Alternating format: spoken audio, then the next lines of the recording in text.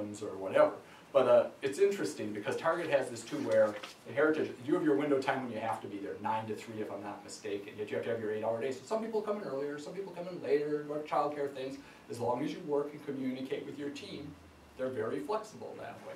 So those are some of the things as leaders we're going to have to think about in the future to make that more positive workplace culture from what the student, what the current students and soon to be our employees are thinking of and what they're going to want, or those that are currently out there.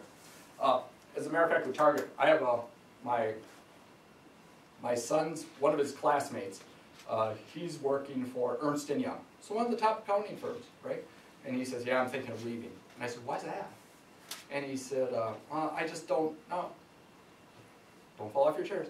I just can't stand those 50-hour weeks. I wish I had a 50-hour week. And I said to him, I said, oh, let's talk more. And I said, so what's up? And he says, well, first of all, they want me to get my CPA, and I don't know if I want to do that. He said, I'm not into public accounting. I said, so 50-hour weeks, but don't you have less or more? Because I didn't know what kind of taxes or anything he did. He said, no, I do mostly the corporate stuff, so it's 50 hours a week, year-round. And I said, so where do you hope to go? And he said, well, I'm hoping Cedric can get me in Target because I want to work at the promised land. That's what he called it. And I thought it was so funny. I thought, what a great reputation to have, though. And yet Ernst & Young isn't bad, but, to each their own. So, again, just one of the places we have here. So what are people looking for nowadays with this workplace culture?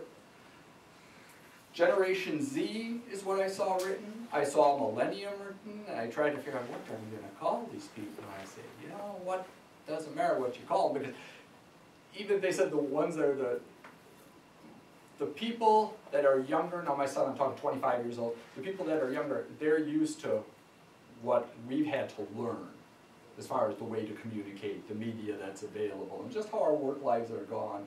So even if they're newer graduates, that's not going to change too much no matter what we call them. It's the Millennium, Generation Z. They're saying that those are the ones that might be in school now. So is it so much for the workplace culture? What is going to happen in the not too distant future with these people coming up? Unfortunately, I have more people calling me now to say we don't know how to handle the current workforce that we have to hire. And here's the line I'm sure you hear too all the time. Business is great. I love business. I just wish I didn't have to have employees. Sad, but I can emphasize where they're coming to. All I can tell people is look at the glass half full. There's got to be good out there somewhere. Yeah, you're right. That kind of thing. When it comes to the work-life balance, my son must have read the same story I did. We must have the same homepage with Google or Yahoo or whatever, because this story came up not too long ago. I'm sure a lot of you have seen it. What dollar amount do you need to make to be happy?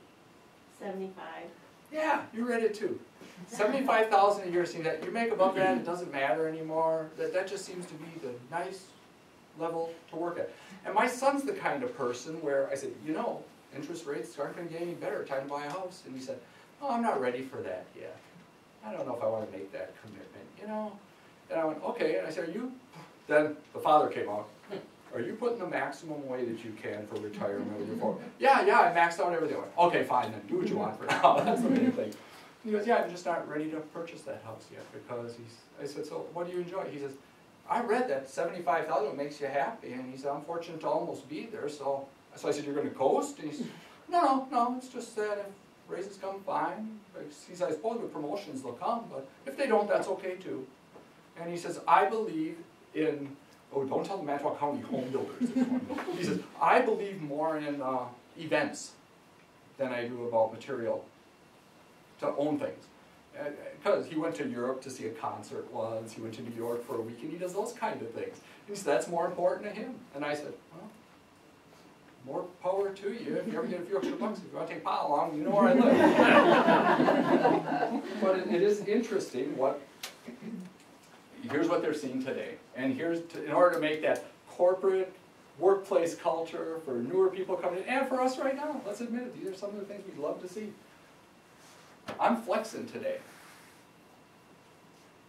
And we're not talking about the why, we're just flexing our time. you know, like I stated at a cutie, at Target, you come in a little later one day, go there. Because the first day he started work, I said, what time do you have to be there? He says, oh, I don't know, between 8:30, something like that. I went, huh? And he went, that's how we work around here. Commute, buses, whatnot, as long as the work gets done. 50 hours a week, I already shared that with him. Are you kidding me? He wants to work 50 hours a week. What's email? So we heard that. I mean, now it's the Twitter and everything else. And gosh, I just got used to email. I just got used to not replying to everybody instead of one person. I'm going to change that on me. I'm working from home today. That is a very tough one to sell to a lot of my clients. Again, it's at smaller companies and whatnot, but there are certain jobs where that can be done. And the first thing I'll say to them is, why not? And they'll go, well, we can't do that. And I'll just look, and I won't add a lot, I'll say, but why not? And I'll go, well, I guess I don't have an answer, but it just won't feel right. What if I need that? Then you tweet, I don't know. How are we socially responsible? The younger generation. An attorney from Antwerp, I was at the Y one day with him, and we were talking, and our kids graduate together, so we all touch base, you know, what they're up to.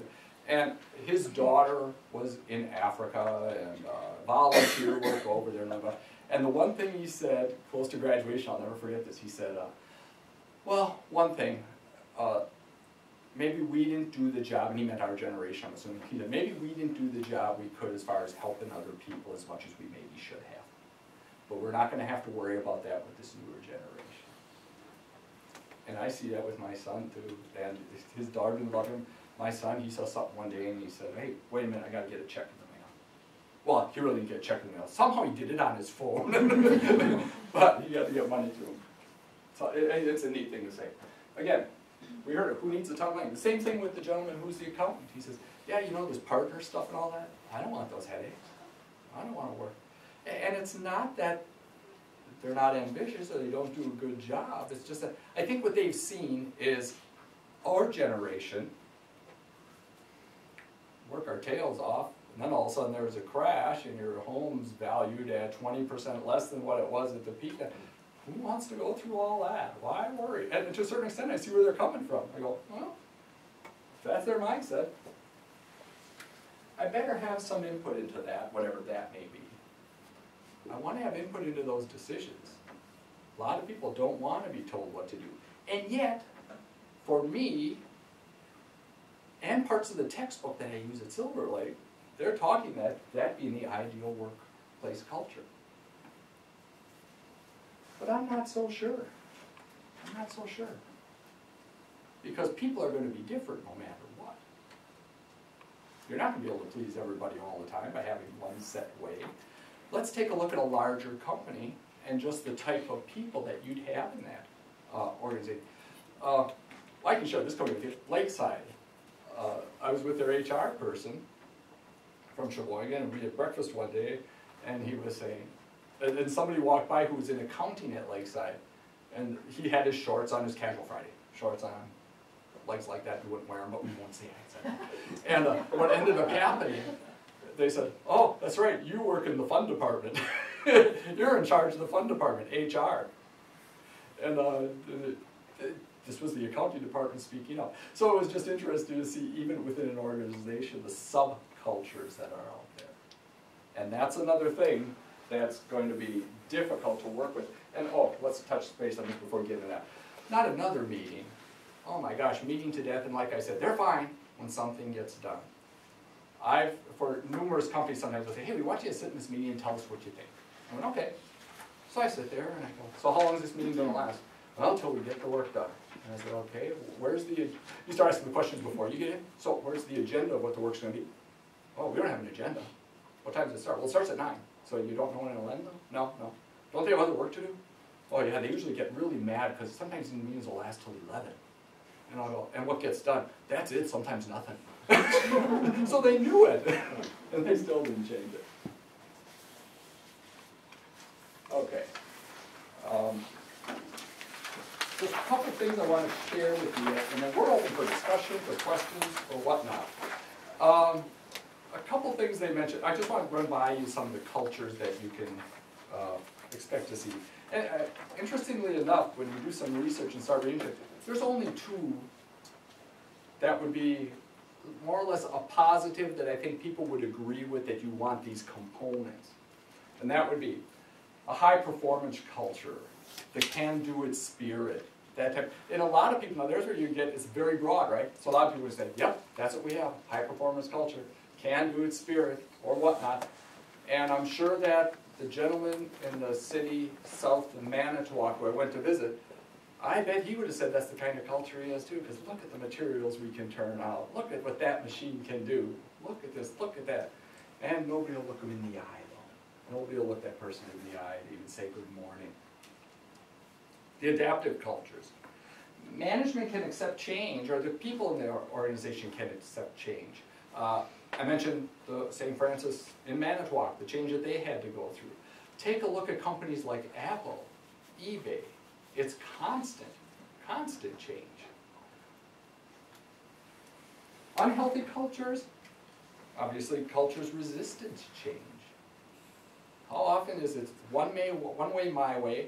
What I deal with more often is that subculture where one department, somebody's holding the information, the tool. Well, where's that written down? Do you have a procedure, man? We should probably get that. No, that's my material. Don't worry, it's all up here. Are you going to ever retire? Are you ever going to leave this company? No, I'm 50 now, and I figure I have another 50 years to go. But that's how people think. They want to. And why don't people? Let me ask you this: why do people not release that information? What are they fearful of? They're going to lose their worth. Yeah, they'll lose their worth. Then, hence, if they don't need my work, they're not going to need my job. And people have, and you know what? I guess it depends on, like I said, it starts from the top. So if that's the feeling you have from the person sitting in that corner office, it may be true. This is no lie. This was at Sheboygan Memorial many years ago when I was doing HR. I was walking through with their VP of HR to a meeting. I was with the Visiting Nurses Association at that time. And I was amazed. He's walking through his hospital. He said good morning to everybody by their first name. And there was tons of people in a hospital that size, and we had to go a long ways to get to the HR offices.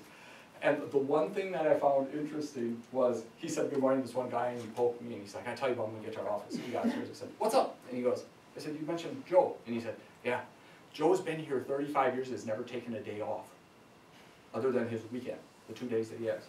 He'd work holidays. Why? He says, I think he's so fearful that if he'd ever leave, we'd realize we really don't need him and we can. That's what the VP said. And I went, wow, what a great thing to remember. Politicized cultures, a lot of infighting that just zaps the energy. You get so many different departments that maybe just can't work together, or even within the department they're fighting or feuding. I worked with a company just the other day and they had that going on, and he said, oh yeah, I love all the work that gets done, you're right. He said, because those two in the front office don't get along at all. So they just constantly work because they don't talk, they don't chit-chat, they don't talk about their kids. He says it's great. Okay. The inwardly focused culture.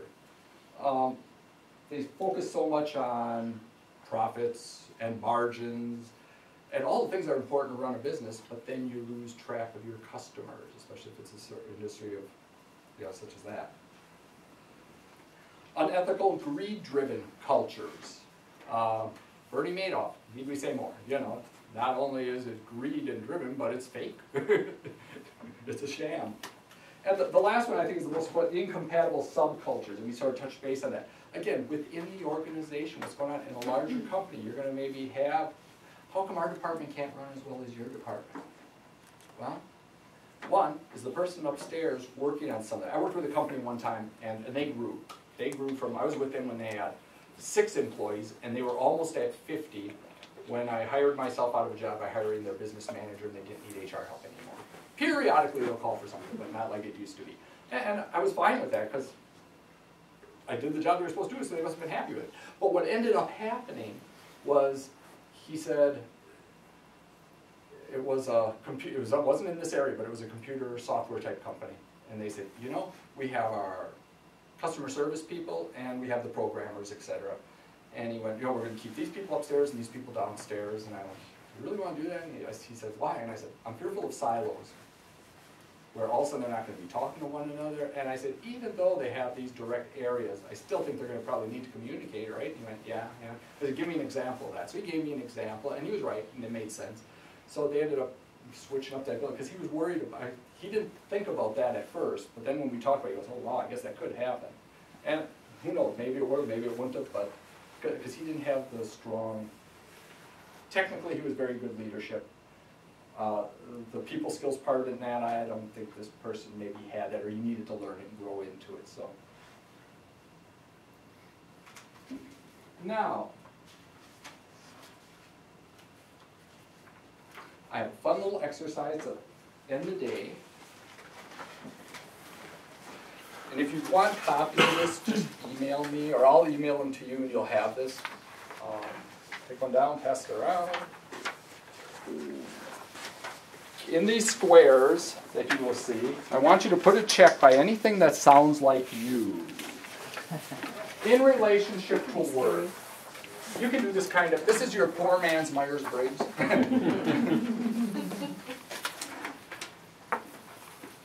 Anything that sounds like in relationship to work. I tried doing this one with my spouse one time in relationship to a marriage. Don't ever try that. It doesn't work.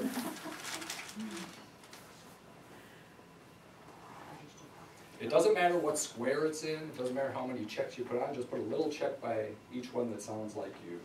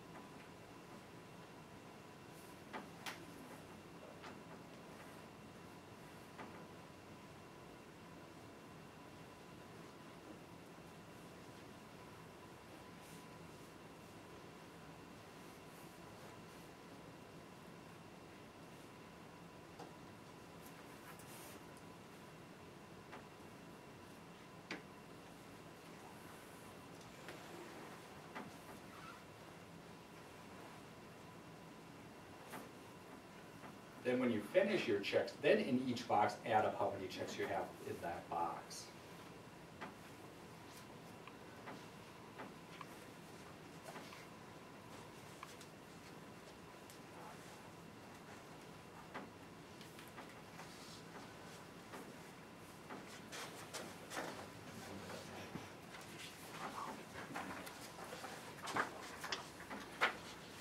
Then when you're done with that, anybody have their high numbers matching?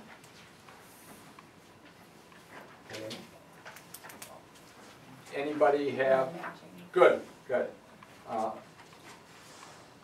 Top and bottom, or how'd you go? Oh, watch out for Cindy. You're good, you're good. Watch out for Cindy. Obviously the top is more the technical aspect, et cetera, and whatnot, but when you match a top with a bottom, that means you're a very well-rounded person.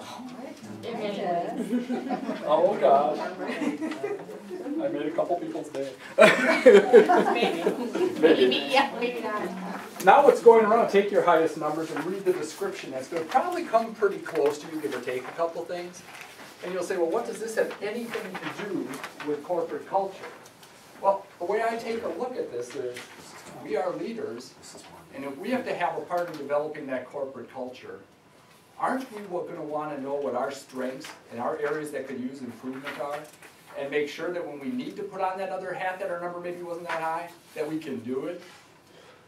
I do that just with work things during the day. My wife will say, what do you have going on today? And there's some things, I'm not, let's put it this way, when it comes time to updating my QuickBooks and loading the checks in and stuff like that, oh my gosh, I'm 3 months behind. You know, I just don't like doing that stuff. That's not me. She said, what are you doing it? And I said, oh, I have to do book work. She said, oh, you hate that. You do it tonight? I went, no, I'm doing it first thing. Get it over with.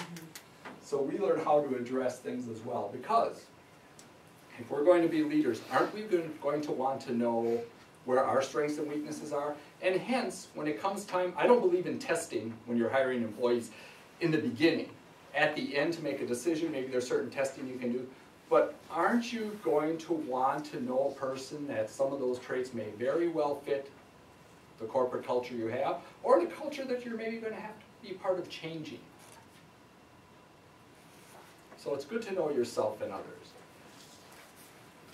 Any questions?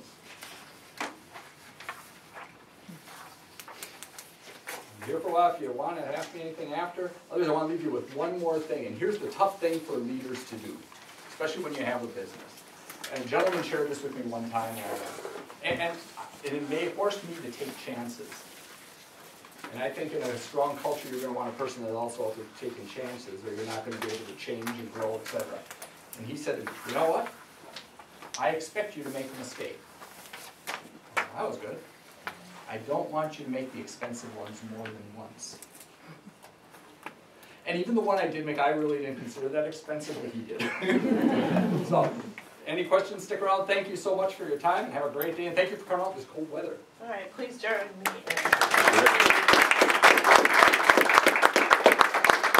I also want to give a thank you, a shout out to Cellcom, because they're the one who sponsored this cafe and paid for our lunch. And I noticed there's a lot of sandwiches out in the hall, so we had planned on 2 per person, so please feel free to take your second one with you if you haven't, or your third if you're hungry. Go for it.